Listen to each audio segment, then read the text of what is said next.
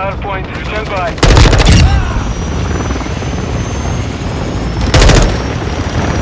Dude, a close range hit marker. He's running dual mag.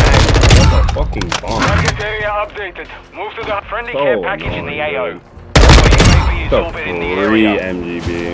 Advanced UAV is orbiting in the area. Oh my fucking.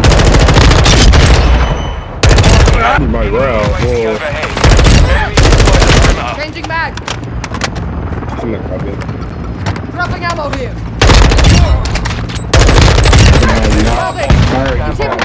Pressing recon. Fire them. What's good on, guys? It's Greg here today, and I'm bringing you my best M4 class setup. I think those clips are pretty self-explanatory about the accuracy and overall handling of this build. As you guys can see, it's quick, and it's got pretty much no recoil, and I tuned this to be a very versatile build, so that way you guys can use it in pretty much any situation.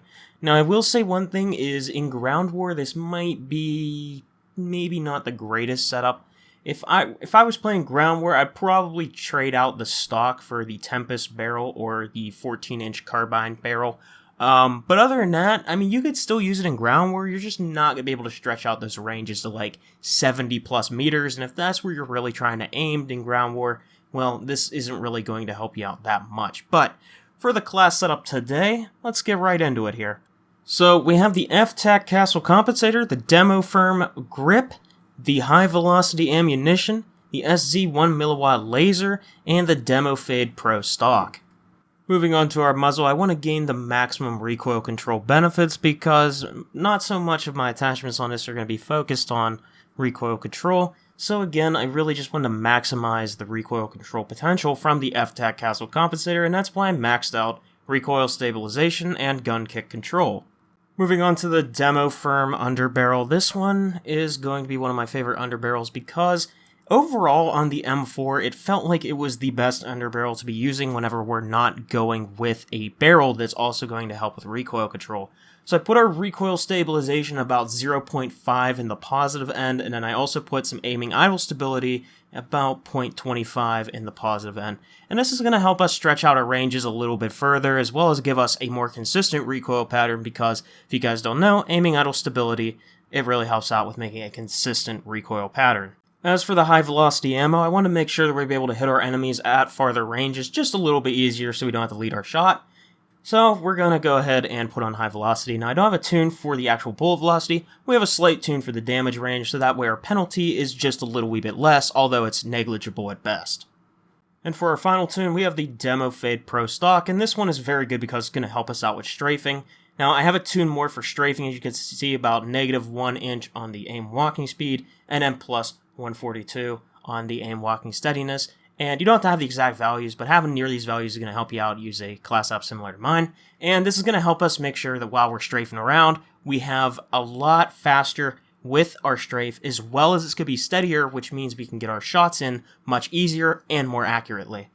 So now I wanted to go over some things for the M4A1, and normally I would give you guys a good set of field upgrades as well as the perks you can run with this gun, or, you know, that's built around the setup, but since this gun is so versatile, I'm going to be honest with you guys that I don't really have a set like field upgrades or set perks that you should really be running in order to make this class shine, because this class can really be used any way you want to. Do you want to use it for range? Go ahead. Do you want to use it for close quarters? Go ahead.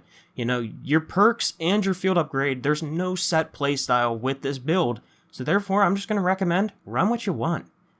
If you want to know what I was running in this gameplay, I believe I was running Hardline as my bonus perk, my ultimate perk was Quick Fix, my basic perks were, I think it's called Bomb Squad in this game, it's like the explosive reducing perk, and then I also had Scavenger on, and then for my field upgrades I had Dead Silence and the munitions box. Now in this gameplay I get a mass guided bombs kill streak, which is a 30 gun kill streak without dying, or you could also use your equipment, but kill streak kills, they don't count towards it. So we'll get into some little tips here going on that. But as for this M4 build, yeah, you can pretty much use it any way you want. And it's overall just a very strong build. Like I said, I've kitted this thing out to be as versatile as possible. And while there are some guns that I definitely do try to kit out to be versatile, there are other ones where I really try to just go for what are the strengths of that gun. And the M4 here, this is a gun where it's really just the jack of all trades, master of none. It's just one of those weapons that it excels at pretty much everything, but it doesn't actually like have a niche to it that it's going to make it stand out over other weapons, if that makes sense. So while this gun is very strong, it's not overpowered by any means because the time to kill on it isn't as fast as other guns. You know, the recoil on it, it's pretty manageable, but it's still not as accurate as some of the other guns. And its range, you know, it's pretty steady, but it's also not something that's insane.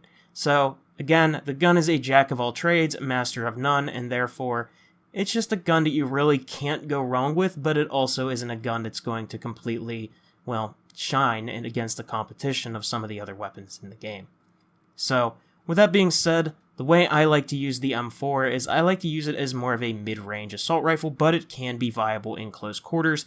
Again, I generally use my Basilisk secondary, although that thing can be pretty inconsistent at times, but overall it is a pretty good secondary, and I personally like to run it for that reason with the snake shot ammo. So whenever, you know, people get a little too close to me, especially if I know they're a submachine gun player, I'm going to obviously pull out my Basilisk, because submachine gun's time to kill really outshines this gun. Therefore, I'm going to be at a severe disadvantage whenever I'm going up against a submachine gunner with this weapon.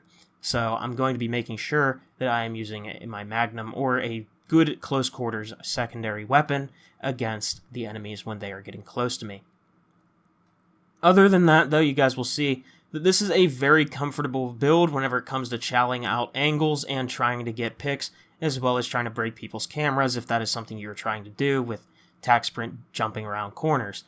This gun overall is a decent gun for doing that, and therefore, you know, I don't really have any sort of complaints with that. Now, one thing I did want to say is people leave a lot in this game, and you guys may or may not notice that this game kind of gets slower paced towards the end of this kill streak, because you'll see right here, someone that I was playing with ended up calling it chopper gunner, and that was very unfortunate because in this game has a massive rage quitting problem in the higher MMR lobbies. Now, I'm not really sure how it is in the normal matchmaking bracket, you know, where the average players are going up against average players in the skill-based matchmaking, but whenever you're in the higher MMR, people back out as soon as they get contested, and I'm not going to lie, I don't really blame people, because at the end of the day, if you're just trying to have fun and you run to a group of people that's really sweaty or something, they're just, you know, not people you're trying to play against because they're ruining your enjoyment of the game, I'm not going to say that, you know, there's something wrong for you leaving the game, but it just kind of is like, oh my goodness, it makes playing the game really frustrating at times, and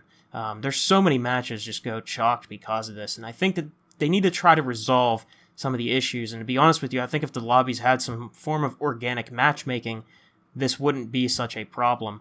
But I will say one thing about this real quick, is if you are somebody who leaves games often, your skill-based matchmaking is not going to adjust all that well.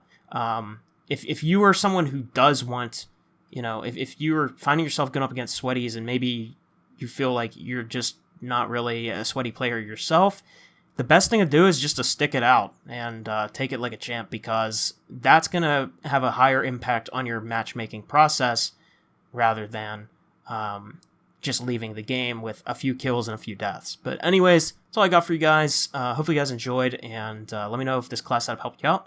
I'll see you on the next one. Peace out.